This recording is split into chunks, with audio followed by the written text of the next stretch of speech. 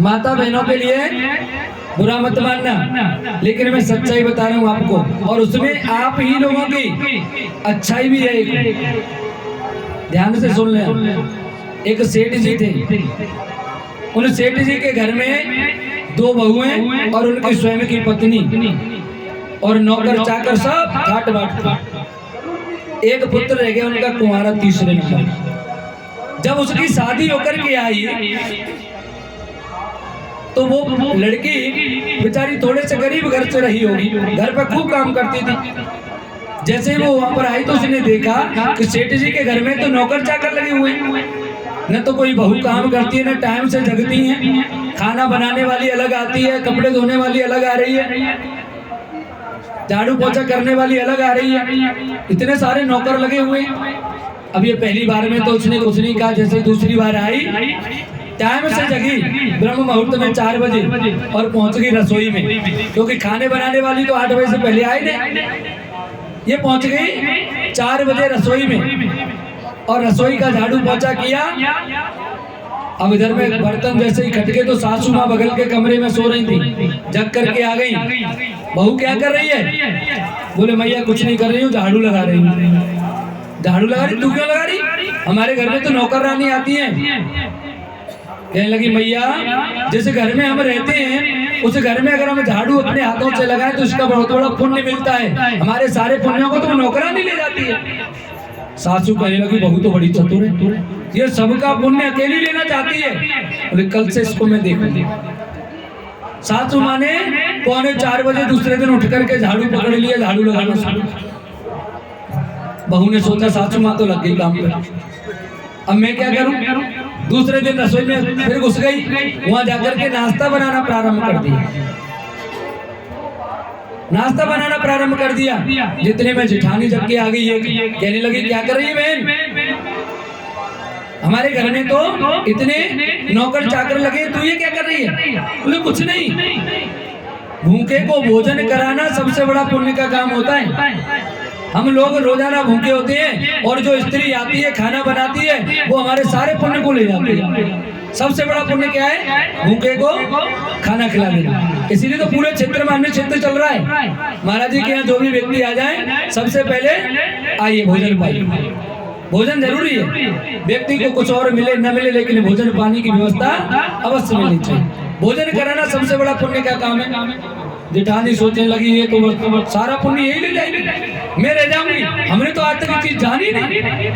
दूसरे दिन से 3:30 बजे जग गई जेठानी, और आकर के काम चालू कर दी। बोले कि ये जल्दी नहीं जगी जाए। बहू कहने लगी अब मैं क्या करूं, इसने तो ये काम ही पकड़ लिया। अच्छा, खाना खाने के लिए बैठे दोपहर में, बर्तन मांजने वाली आती थी। अब इस छोटी बहू ने सबके बर्तन झूठे उठाए और उनको मांजना शुरू कर दिया। उससे छोटी वाली जो बड़ी वाली थी, बीच वाली बहू, वो कहने लगी बहन तू क्या कर रही है? इसको मांजने वाली तो आती है ना। अरे बोले तुम्हें पता नहीं है, भगवान श्री कृष्ण ने भी झूठी पत्तल उठाने का काम लिया था यज्ञ में। भैया इसका सबसे बड़ा पुण्य तो उसी का मिलता है, झूठन का। इसीलिए मैं सबके झूठन साफ करके पुण्य लेना चाहती हूँ। बोली तो इस पुण्य को मैं लूंगी, तेरा काम ये नहीं। बोले ठीक है भैया, ये भी काम गया। सब अपने अपने काम पे लग गई। अब सोचने लगी मैं क्या करूँ। अब ये सब लोग नहाते थे तो कपड़े छोड़ के आ जाते बाथरूम, ये सबसे पीछे नहाते। अब जो आते नौकर वो धीरे धीरे करके बंद हो गए। पैसा बचने लगा, कपड़े ये धोने लगी। बोले सबके कपड़े मैं साफ कर दिया करूँ। सबने अपना अपना काम पकड़ लिया। पैसे बचने लगे तो सेठ जी के पास ज्यादा पैसे हो गए।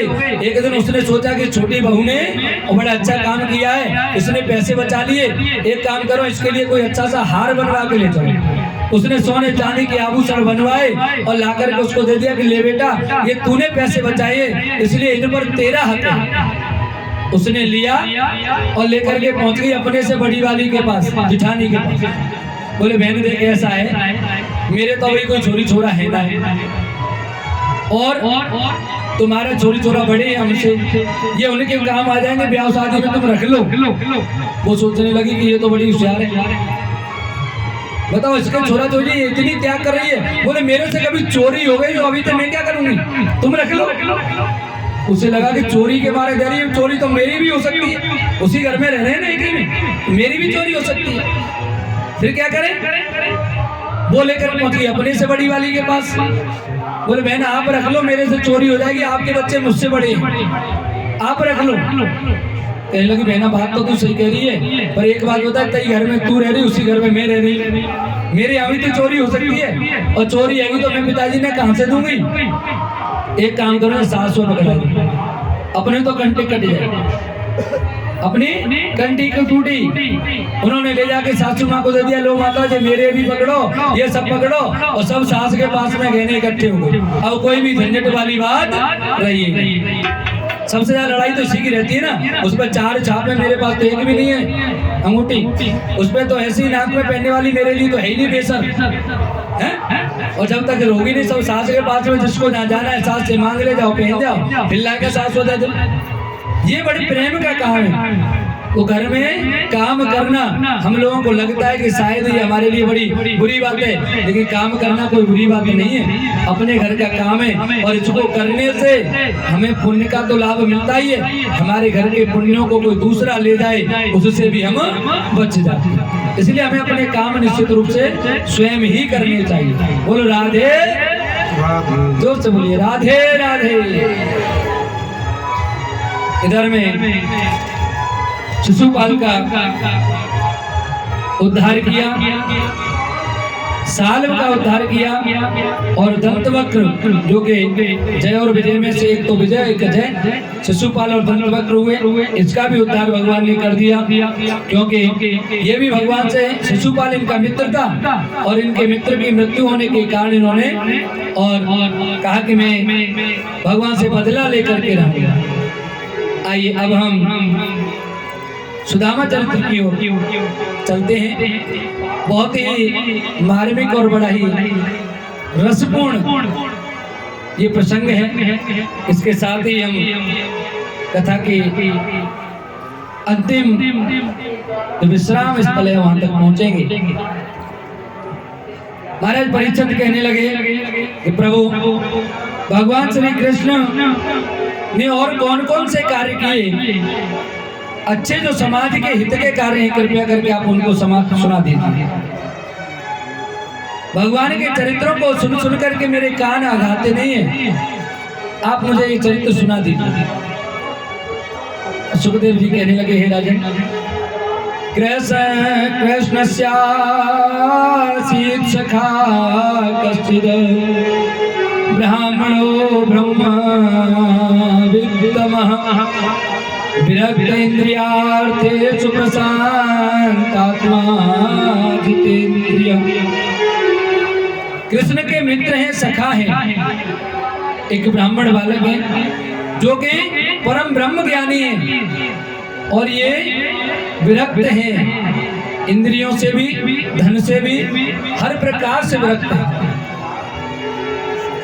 ऐसे विरक्त ब्राह्मण जो कि जितेंद्रिय, जिन्होंने इंद्रियों को भी जीत लिया है, ऐसे जितेंद्रिय ब्राह्मण।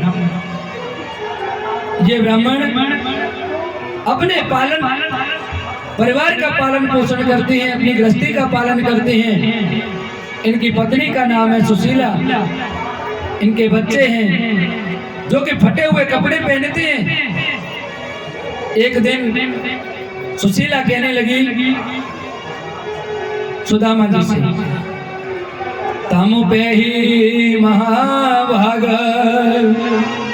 साधूनां च परायणं दास्यति द्रविणं भूरि सीदते ते कुटुंबिने। हे महाराज, हे पतिदेव, संतों पर दया करने वाले भगवान श्री कृष्ण, मैंने सुना है कि वो आपके मित्र हैं। आपने भी कई बार कहा है कि वो आपके साथ उन्होंने विद्या अध्ययन किया है।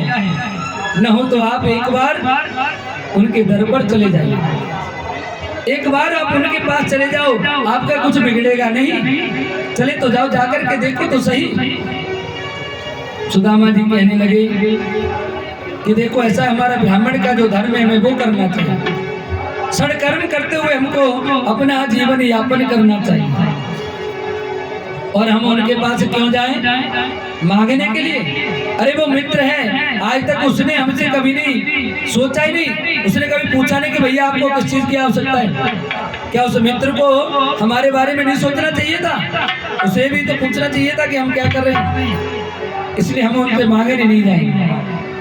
संसार का ये प्रारब्ध है, जो हमें हमारे भाग्य में लिखा है वो ही हमको मिलेगा। सुदामा जी समझा रहे हैं कि कोई बिन रोटी मरे, दर दर की ठोकर खाई, और कोई कार मोटर में चले हाथ बाट से, और कोई धनवान नौजवान है गुमान भरा, कोई हीन दुखी तड़प रहो खाट में, कोई भाग चीर साल ओढ़ रहो मखमल के, और कोई भाग हीन गुजरान करे टाट में। और कहे बाबा मेरे मन मस्त रहे मस्ती में, मिलेगो वही जो लिखो है ललाट में। जो हमारे भाग्य में लिखा है वही मिलेगा। कोई व्यक्ति कार में चल रहा है तो कोई बेचारा साइकिल पे ही है, कोई पैदल ही चल रहा है। किसी किसी के पास में मखमल के कपड़े हैं तो किसी किसी के पास में टाट के कपड़े, सब अपने अपने भाग्य का खा रहे हैं। तब सुशीला कहने लगी कि महाराज एक बात सुनो, के विप्रन के भगत वे जगत के विदित बंधु, ले सब ही की सुध ऐसे महादानी है, ओ पढ़े एक चट सार कहीं तुम के बार, लोचन अपार वे तुम्हें न पहचानी है। उनके तो हजारों नेत्र हैं, क्या वो तुमको नहीं पहचानेंगे? तुम तो एक ही गुरु आश्रम में पढ़े हैं, ये बात तुमने खुद अपने मुंह से कही है कि वे बहुत बड़े महादानी हैं। और महाराज एक दीन बंधु कृपा सिंधु फेर गुरु बंधो, तुम सौ को दीन जाहि निज जी जानी है, और नाम लेत चौगुनी गए ते द्वार सौगुनी, और देखत सहस्त्र गुनी प्रीति प्रभु मानी है। तुमने खुद मुझसे कहा है कि अगर उसका नाम ले लें तो 4 गुना फल मिल जाता है, और अगर उसके द्वार पे चले जाएं तो 100 गुना फल मिल जाता है, और अगर वे हमारी ऊपर उनकी दृष्टि पड़ जाए तो 1000 गुना फल प्राप्त होता है। तो महाराज आप क्यों नहीं जा रहे हो? सुदामा जी कहने लगे जी सुशीला तू पागल है, भगवान सब ठीक करेंगे, उन पे भरोसा रखो, हमें ज्यादा मांगना नहीं चाहिए। अगर विपत्ति पड़े तो हमें कभी भी मित्र के द्वार पर नहीं जाना चाहिए। लेकिन सुशीला नहीं मानी, बार बार समझा रहे कि देखो जब विश्वामित्र अपने आश्रम में थे तो महामुनि थे, मांगने आए तो मुनि रह गए, और जब मांग लिया तो विप्र रह गए। इसलिए गलती तू मत करवा, हम जैसे भी अपने घर में बने रहे ठीक रहेंगे। उनकी नजर में तो सुदामा आज भी बहुत बड़ा है। अगर वहां पहुंच गए तो उनको पता चल जाएगा कि इन पे कुछ नहीं। और सुन तू बार बार कह रही है ना कि चले जाओ चले जाओ, कछु होना जानो ना है। तू तो ऐसे करी जैसे मान ले गाड़ी भर के तैयारी बैठो है, जहाँ तक हमें ले जा देखो कि ले जाओ, ऐसा नहीं हो ना।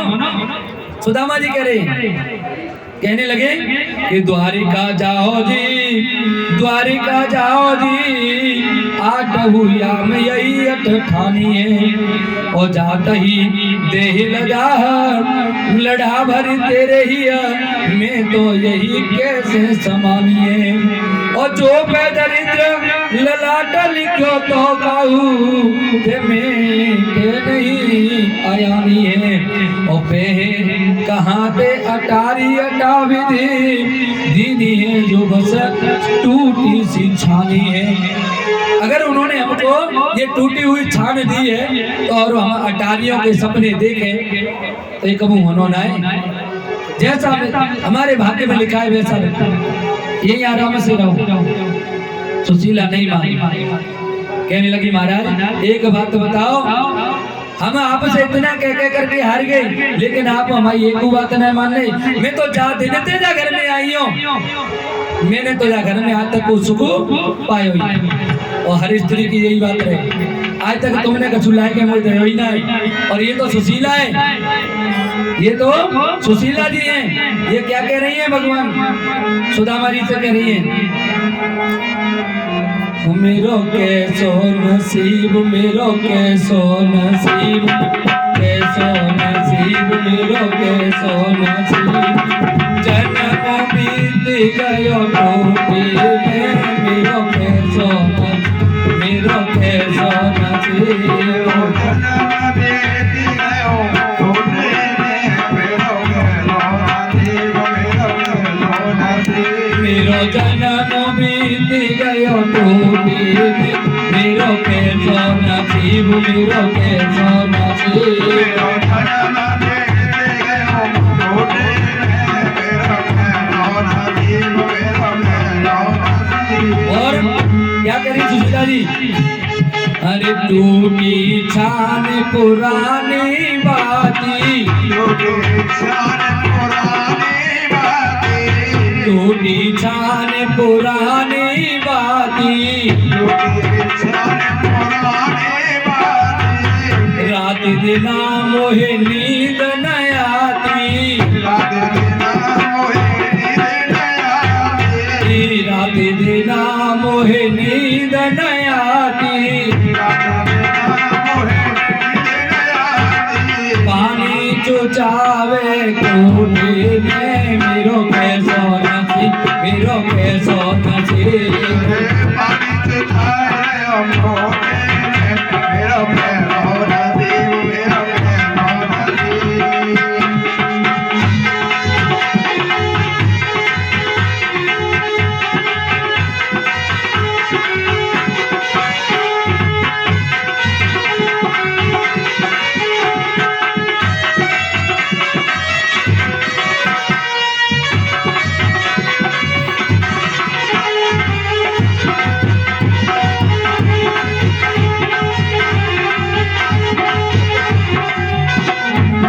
और कह रही हैं शिकायत करते हुए लहजे में, ये टूटो दयो कटौती फूटी, टूटो दयो कटौती फूटी, टूटो दयो कटौती फूटी, टूटो दयो कटौती फूटी, हे विधना मेरी किस्मत फूटी, हे विधना मेरी किस्मत फूटी, हे विधना मेरी किस्मत फूटी,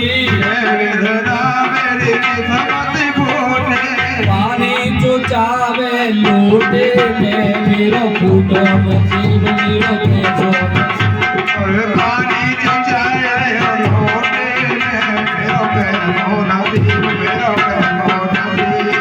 जन्म बीत गयो टोटे में, मेरो कैसो नसीब, मेरो कैसो नसीब, मेरो जन्म बीत गयो टोटे में, मेरो कैसो नसीब, मेरो कैसो नसीब।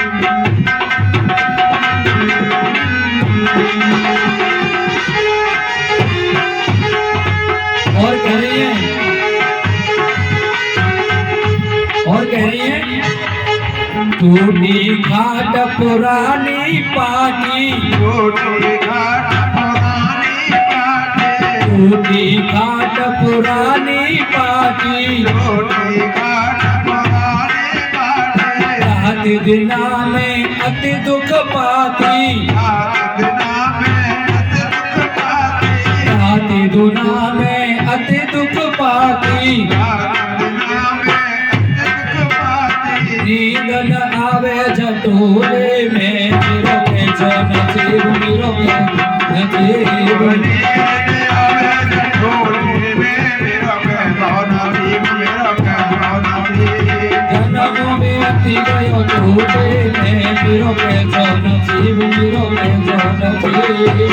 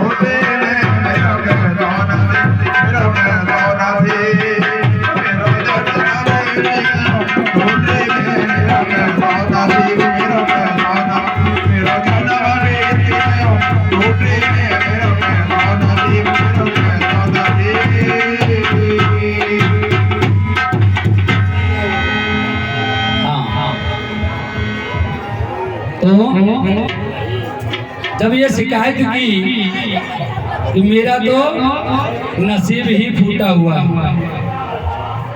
और आप मांगने तो जाओ, आपने आज तक मुझे कुछ एक लोटा भी घर में साझा नहीं रहा है, बचा है जिसमें हम पानी भर लें, वो भी फूट गया, उसमें भी पानी चुचाता है, ऊपर से छप्पड़ में से भी पानी चुचा रहा है, चारों तरफ से पानी चुचा रहे हो। अब कहने लगे सुदामा जी कि देखो अगर कहीं मांगने जाओ तो क्या होता है बताएं? बोले क्या होता है कि आब गई आदर गयो, आब गई आदर गयो और नैनन गयो सदे, ये तीनों तब ही गए जब ही कहा कछु दे, और गुरु वैद्य और ज्योतिषी और देव मित्र बलराज और इन्हें भेंट बिन जो मिले होई न पूर्ण का।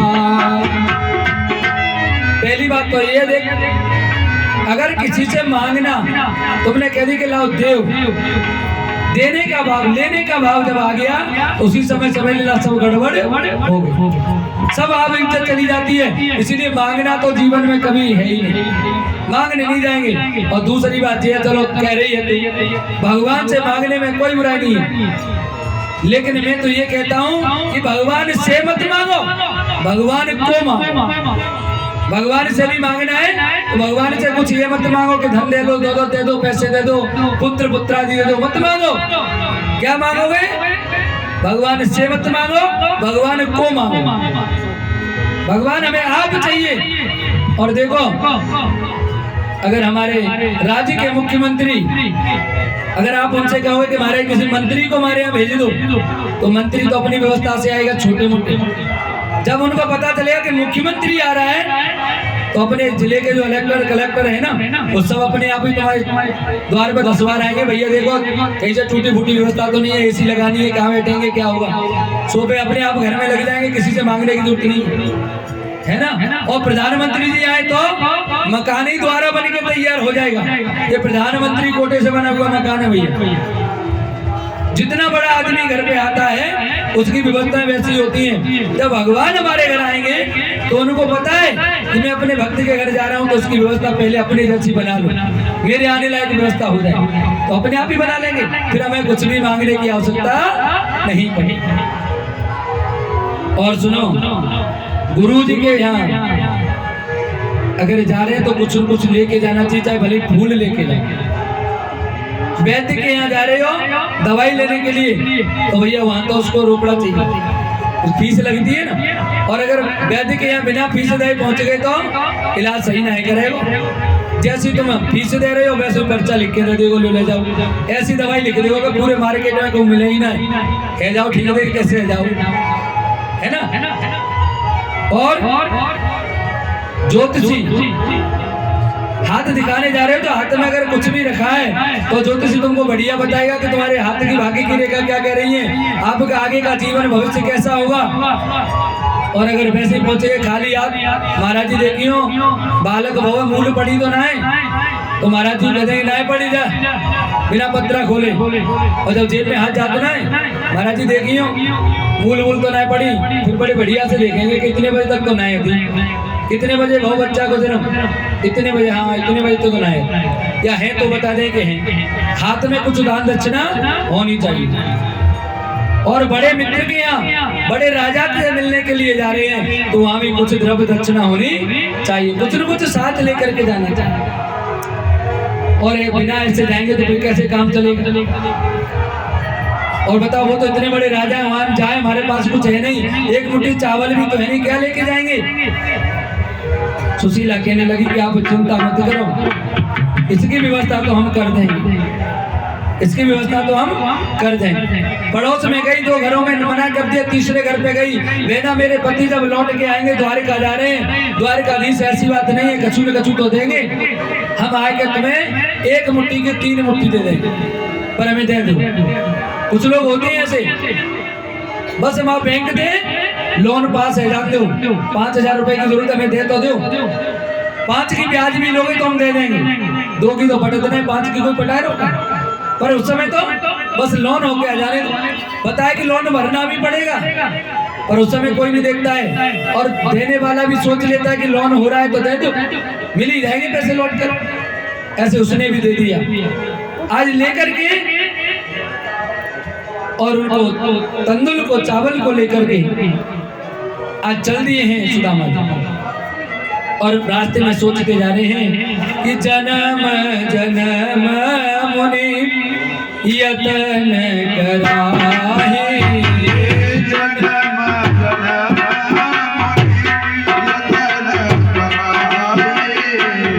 अंतराम कही आवत नाही।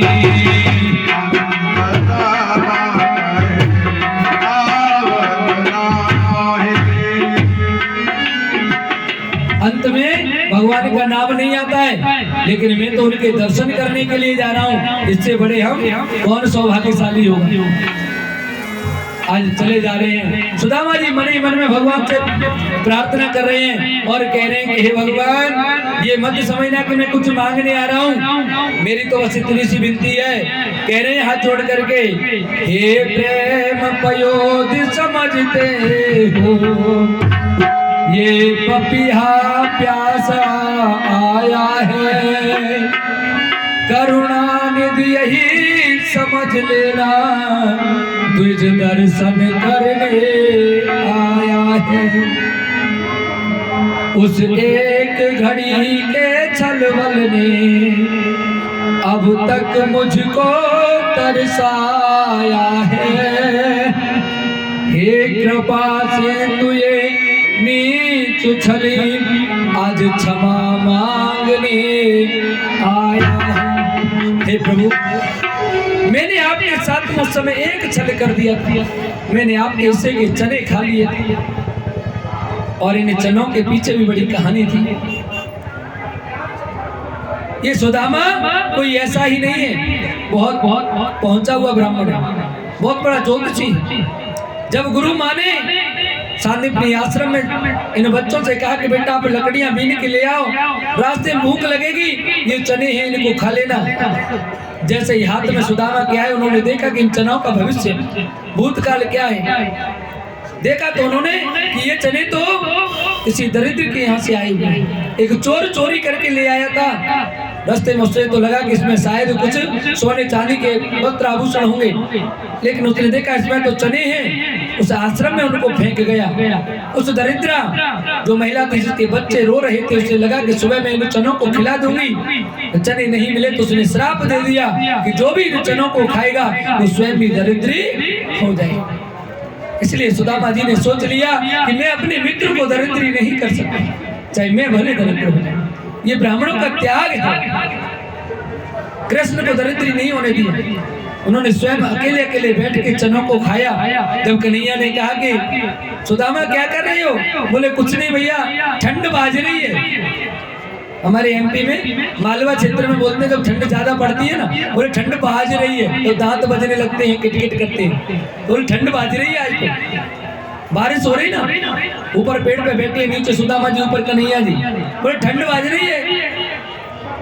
बोले अच्छी बात है, और धीरे धीरे करके सारे चने खा गए। कन्हैया ने कहा वो चने की पोटली कहाँ है, बोले वो तो लकड़ी चुनते हुए रास्ते में गिर गई। ये एक छल किया, कहते गुरु से कपट मित्र से चोरी, और या हो निर्धन या हो कोड़ी। ये छल करने की वजह से मैं निर्धन हुआ था, इसलिए भगवान मैं आपसे माफी मांगने के लिए आ रहा हूँ, बस यही समझ लें, क्षमा मांगने आ रहा हूँ, मैं आपसे कोई धन दौलत मांगने के लिए नहीं आ रहा। आज चल दिए और 3 दिना चले विप्र के, और दुखन लागे पाँव, और देख वृक्ष की छाव को, तो सोए गए पाँव पसार। बढ़िया सी छायादार वृक्ष मिल गया, चलते चलते जब पैर दुखने लगे तो वहीं पर पैर पसार करके तो थोड़ा आराम कर लो। पता नहीं अभी कन्हैया का तो कितनी दूर आश्रम है, पता नहीं कितनी दूर पर है अभी, और वहीं पर ये दृढ़ इच्छा है, मन में विश्वास है। आसरा इस जहां का मिले ना मिले, आसरा इस जहां का मिले ना मिले, मुझे तेरा सहारा सदा चाहिए, मुझे तेरा सहारा सदा चाहिए, मुझे तेरा सहारा सदा चाहिए, मुझे तेरा सहारा सदा चाहिए। आसरा इस जहां का मिले ना मिले, आसरा इस जहां का मिले ना मिले, आसरा इस जहां का मिले ना मिले, आसरा इस जहां का मिले ना मिले, मुझे तेरा सहारा सदा चाहिए, मुझे तेरा सहारा सदा चाहिए। यहाँ खुशियाँ हैं, यहाँ खुशियाँ हैं, गम और ज्यादा है गम, वहाँ खुशियाँ है गम और ज्यादा है गम, यहाँ खुशियाँ हैं, गम और ज्यादा है गम, यहाँ खुशियाँ है गम और ज्यादा है गम, जहाँ देखो वही है हरम ही हरम, जहाँ देखो वहाँ है हरम ही हरम, जहाँ देखो वही है हरम ही हरम, जहाँ देखो वहाँ है हरम ही हरम, महफिल में समागर जले ना जले, महफिल में समागर जले ना जले, महफिल में समागर जले ना जले, महफिल में समागर जले ना जले, हर कदम पर मुसीबत मेरे दिल में उजाला तेरा चाहिए, मेरे दिल में उजाला तेरा चाहिए, मेरे दिल में उजाला तेरा चाहिए। मेरे दिल में उजाला तेरा चाहिए। और कह रहे हैं सुदामा जी, मेरी धीमी है चाल और रास्ता विशाल, मेरे धीमे है चाल और रास्ता विशाल, मेरी धीमी है चाल और रास्ता विशाल, मेरे धीमे है चाल और रास्ता विशाल, मेरी धीमी है चाल और रास्ता विशाल, मेरे धीमे है चाल और रास्ता विशाल, हर कदम पर मुसीबत है तू ही संभाल, हर जगह पे मुसीबत है तू ही संभाल, हर कदम पे मुसीबत है तू ही संभाल, हर कदम पे मुसीबत है तू ही संभाल, पैर थाके मेरे अब चले ना चले, पैर थाके मेरे अब चले ना चले, पैर थाके मेरे अब चले ना चले, पैर थाके अब चले ना चले, मेरे दिल में बसेरा तेरा चाहिए, मेरे मेरे दिल में बसेरा तेरा चाहिए, मेरे दिल में बसेरा तेरा चाहिए। मेरे दिल में बसेरा तेरा चाहिए।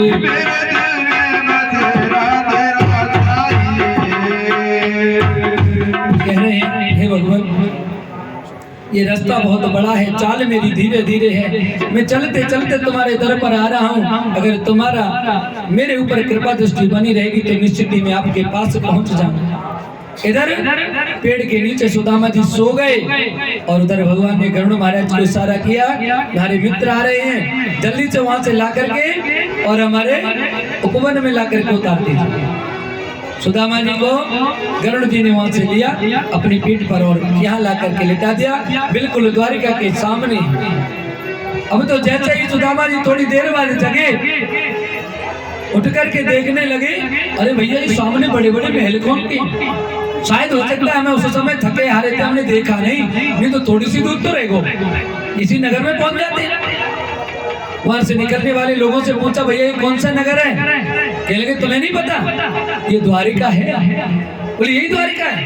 अरे वाह, बहुत जल्दी आ गए हम तो, हमें तो लग रही बहुत दूर है द्वारिका, ये तो पास ही है, 3 ही दिन में आ गए, बस सो गए थे जल्दी हम।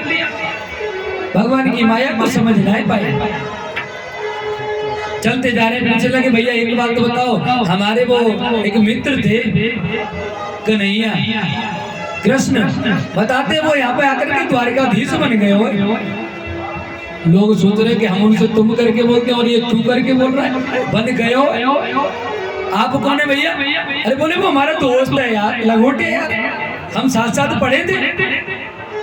अब लोग ऊपर से नीचे तक सुदामा जी को देखते हैं, बोले हैं इसका यार और हमारा कन्हैया। अरे जो इतना बड़ा पैसे वाला है, वो किसी अच्छे स्कूल में पढ़ा हुआ, ये कहाँ किसी आश्रम में पढ़ के आ गया, इसका दोस्त कैसे हो सकता है? वैसे झूठ बोल रहा है, कुछ तो पागल समझ रहे हैं। अच्छा, ऐसे लोगों को लोग पागल कहते हैं। जो भगवान के लिए पागल होते हैं ना, वास्तव में पागल हैं, और कुछ तो ऐसे ही बस दीवानी मस्तान। पागल तो वही जो भगवान के लिए पागल हो गए, और सुदामा जी भगवान के लिए पागल। सबसे पूछ रहे हैं, दरवाजे पर पहुंचे जब महलों के, वहां जाकर के और वहां जो द्वारपाल खड़े हैं उनसे कहा, भैया हम बहुत दूर से आए हैं, आप हमारा संदेशा कन्हैया को दे दो, वो हमारे मित्र हैं, हमारा नाम सुदामा, उनसे कह देना कि सुदामा आपसे मिलने के लिए आए हो।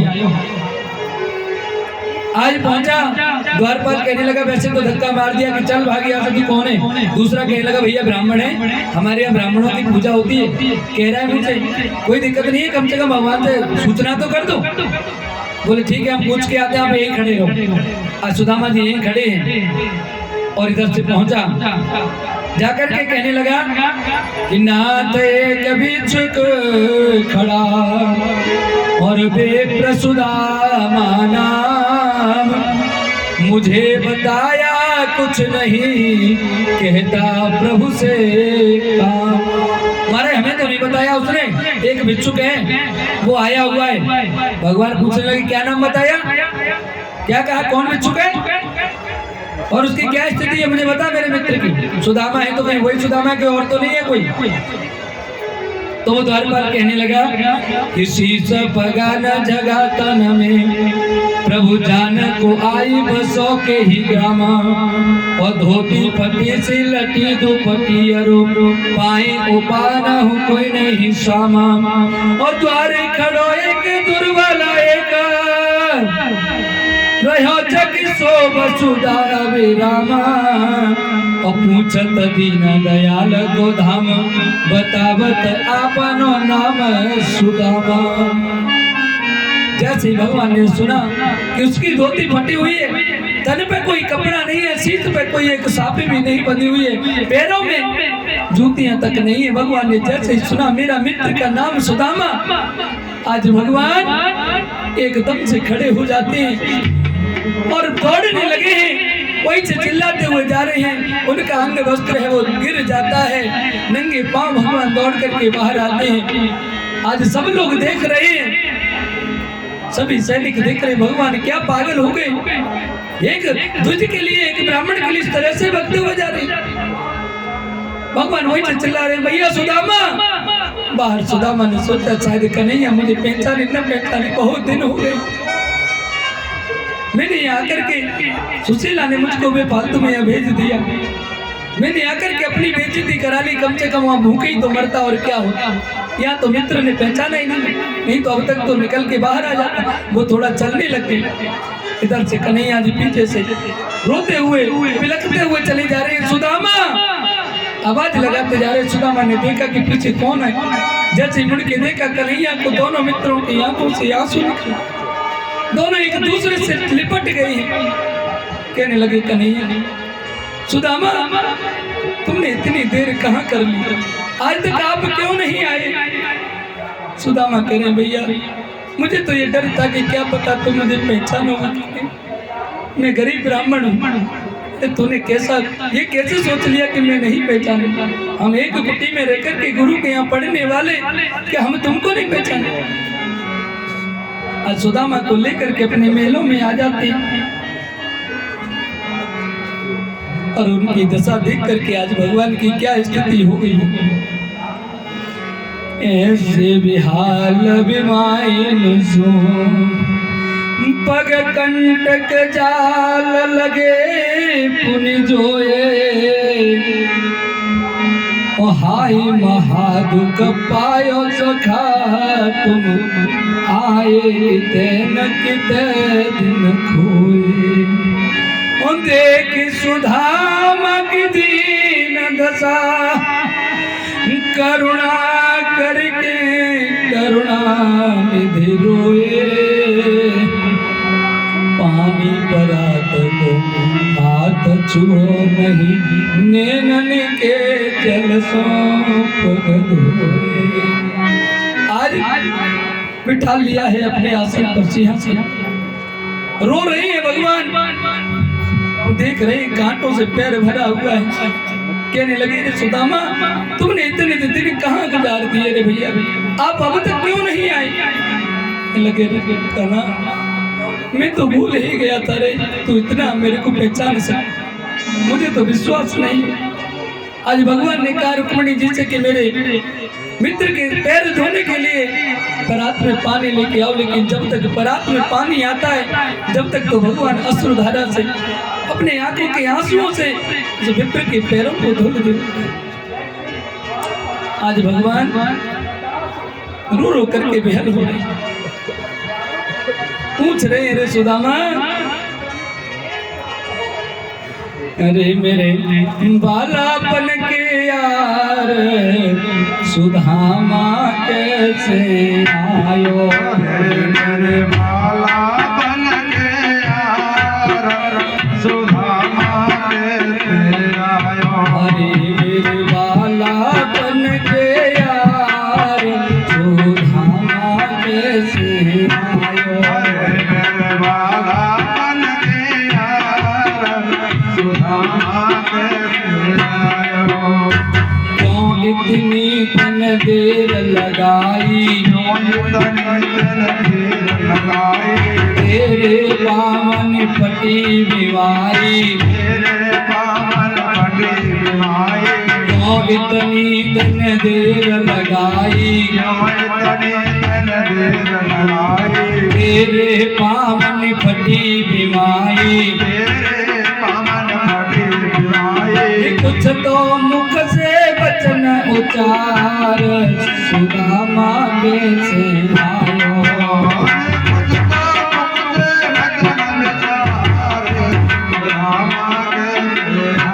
अरे मेरे बालापन के यार सुदामा कैसे आयो।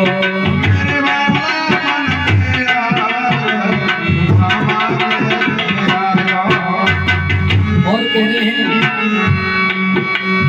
करी गरम नीर पग धोए, हरे गरम नीर पग धोए, करते हैं गरम नीर पग धोए,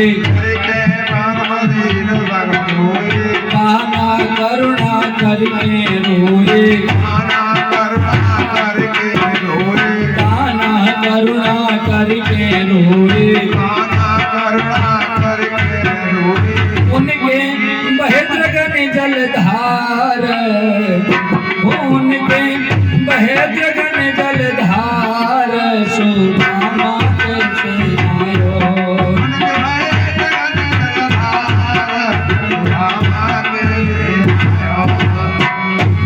मेरे बालापन के यार सुदामा कैसे आयो,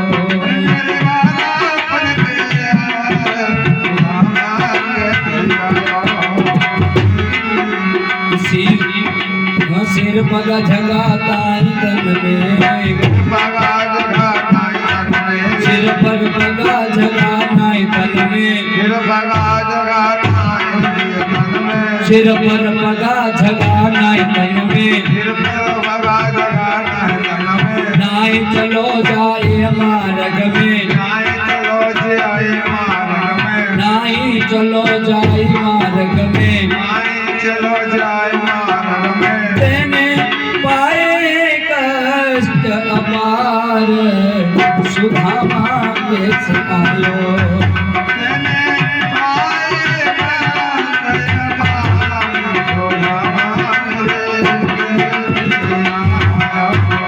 ओ मेरे बालापन के यार सुदामा कैसे आयो, मेरे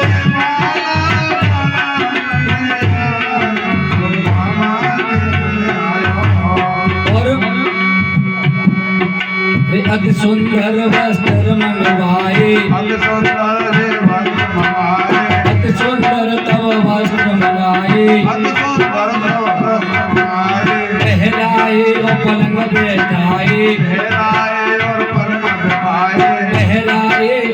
पलंग बैठाए,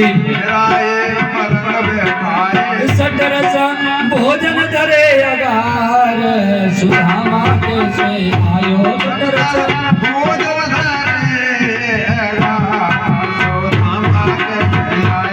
मेरे बाला बन के यार, सुदामा कैसे आयो मेरे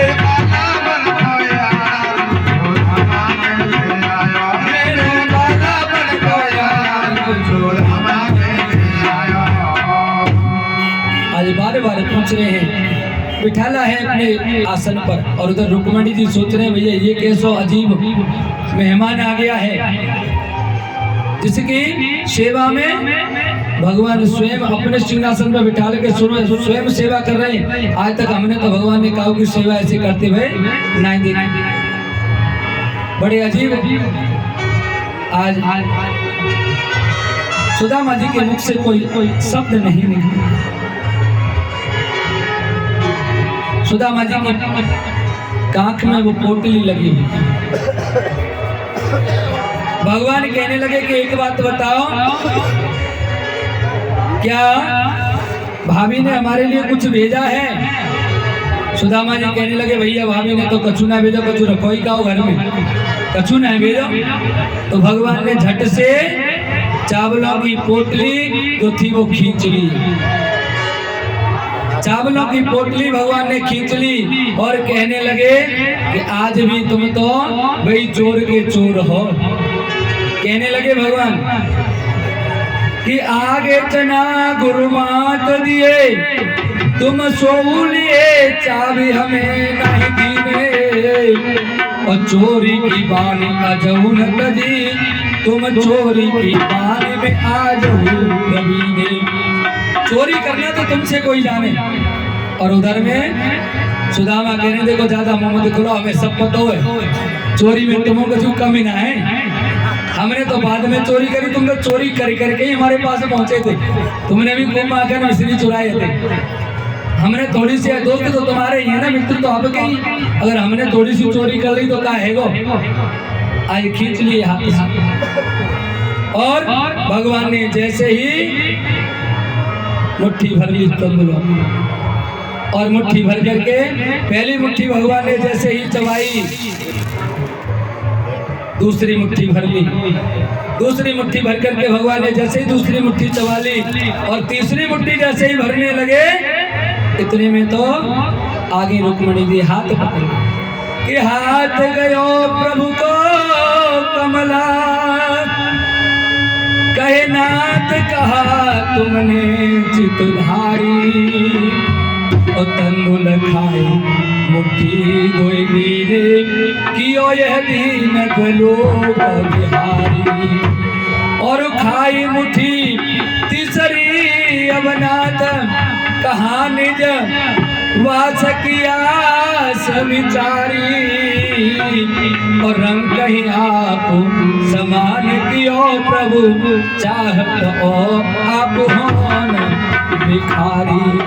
महाराज आपने 2 मुट्ठी चावल खा के इस गरीब को 2 लोगों का राज दे दिया, और तीसरी मुट्ठी और खा रहे हो, अपने लिए कहाँ जगह ढूंढ रहे हो, खुद भिखारी होना चाहते हैं, अपनी समान बना लिया। कन्हैया कहने लगे रुक्मणी आपने अच्छा नहीं किया। क्यों? कि क्यों रस में विषवाम कियो, और अब और न खान दियो एक फंका, और विप्रहि देत तृतीय लोक, करी तुमने अपने मन शंका। और भामिन मोई प्रिय भाई बली विधि, को न रहो जग में नरबंका, और लोग कहे हरि मित्र दुखी, हम सो न सहो यह जात कलंका। तूने मुझे एक मुट्ठी और क्यों नहीं खाने दिया?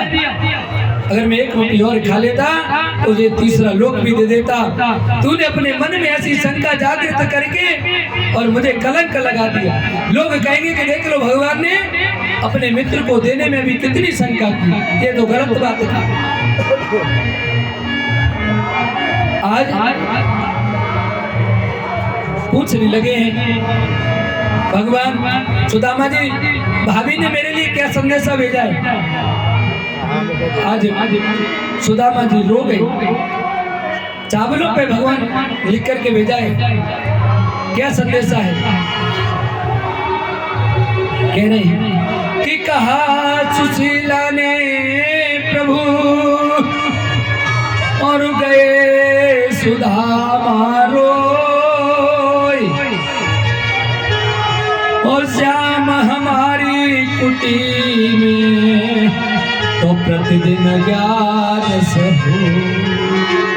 हे भगवान, ये कह के भेजा है कि उनसे बस इतना कह देना कि हमारी कुटिया में तो रोजाना एकादशी होती है, 11 होती है। 11 का मतलब है कि हमें भोजन प्राप्त होता ही हो जाए तो ठीक है, नहीं हो जाए 11। और इधर में भगवान श्री कृष्ण कहने लगे कि अरे मित्र, कि होनी थी वो हो गई और अब नहीं ऐसी हो, और भाभी तेरे महल में अब रोज द्वादशी हो। बोले द्वारिकाधीश भगवान की। अच्छा, कल 11 थी हमारे गुरुजी की कुटिया में, तो कल भी चकाचक थी, और आज तो द्वादशी में तो और भी चकाचक, ऐसी चकाचक प्रतिदिन हो सबके यहाँ हो। ऐसे भगवान श्री कृष्ण कह रहे हैं अब तुम्हारे यहाँ कुटी नहीं है, अब क्या हो गया, महल बन गया। सुदामा जी कुछ दिन वहाँ रहे, कहने लगे कन्हैया हमारी तो देख तेरे इंतजाम कर दो रे, अब ऐसा हो हमें तो भैया तू अब जान दे। कन्हैया कहने लगे अच्छा जाना चाहते हो, ठीक है निकल लो, चलो विदा करे आए। कन्हैया ने ऐसे हाथ बांधे, ऐसे लगा ले कांख में और चल दिए। सुदामा सोच रहे कि या तो वो तो कह रही थी कि बहुत कछु दे देगो, या ने तो कछु नहीं दियो, या ने तो हमें कछु नहीं दियो, पर है सके शायद इनके वजह से नहीं दे रहा हो, चब्बल तो खान नहीं दे जा रहे ढंग से रुकमणी ने, हो सके कि इन्हें सोने चांदी के एक आध मुट्ठी में रख ले होंगे गिन्नी, इसलिए दबा के ले जा रहे चाप के। चलो शायद रास्ते में कहीं पकड़ा दे, ले लिए, चल दिए। रास्ते में जैसे ही पहुंचे सुदामा जी कहने लगे अरे कन्हैया अब हम तो चले। कन्हैया कहने लगे हाँ भैया चलो। बोले कैसे जाओगे, ये वाला जो रास्ता है ना, ये वाला तो भैया थोड़ा सा दूर पड़े और कंटक नदियां नाले बहुत पड़े, इसलिए ये वाले तो बेकार है, तो ये वालों सही पड़ेगा। दोनों मुट्ठी जैसे ही भगवान की खुल गई। कन्हैया कहने लगे हमने सब रास्ता देखे। अरे तुम इतने बता रहे हो, होते थे किसने बताई थी, हम होते थे भी तो आए थे, हमने सब देखे, जाओ तुम अपने घर में, हम तो चले जाएंगे। इधर से सुदामा जी जा रहे हैं, रास्ते में भगवान पीछे से गाड़ीवान बन के आ गए, सुदामा जी को बिठाला। बातों बातों में कब सुदामापुरी में आ गए पता ही नहीं लगा। जिस मंदिर से सुदामा निकल के गए थे उस मंदिर पे भगवान ने उतार दिया और कह दिया भैया हम तो पड़ोस के गांव में जा रहे हैं, तुम्हारा नगर आएगा। सुदामा जी आगे नगरी में, और जैसे उन्होंने देखा कि यहाँ तो सब गड़बड़े उल्टो सीधो काम है, और कैसे सुदामा जी आज रो रहे हैं, टूटी सी झोपड़िया रे मोहन कव के बैरन कारे, टूटी सी झोपड़िया रे मोहन कव के बैरन कारे, टूटी सी झोपड़िया रे मोहन कव के बैरन कारे।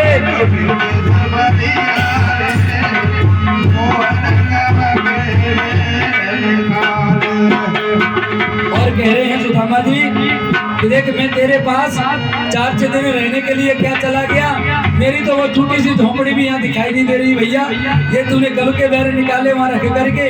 और कह रहे हैं अरे यहाँ पर थी मेरी टूटी सी झोपड़िया,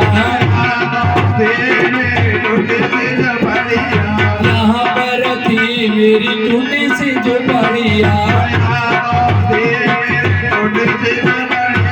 बड़े बड़े महल खड़े मोहन कव के बैरन कारे,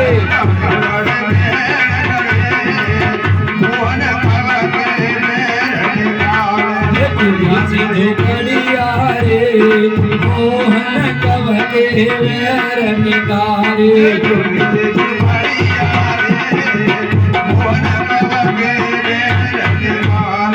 यहाँ पर थी मेरी तुलसी कबीरवा यहाँ पर था मेरा तुलसी कबीरवा बड़े बड़े रूप खड़े मोहन कव के वैर निकारे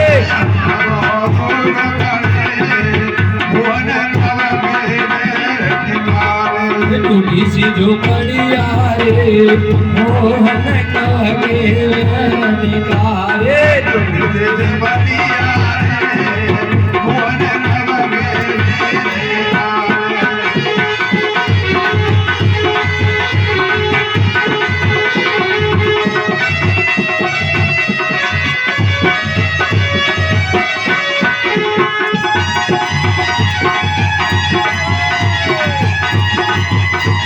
श्री राधे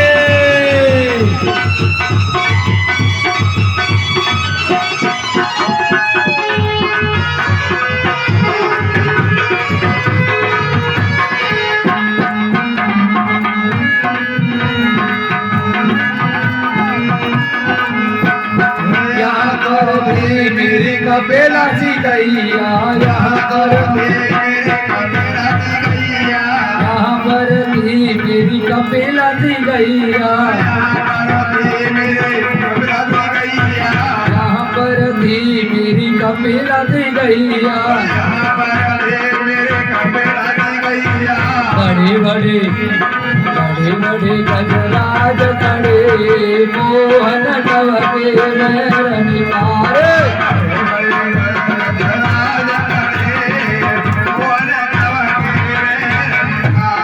टूटी सी झोपड़िया रे मोहन कव के वैर निकारे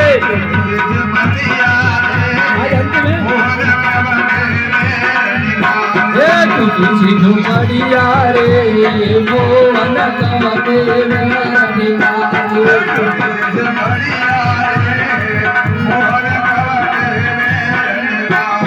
टूटी सी झोपड़िया रे मोहन कव के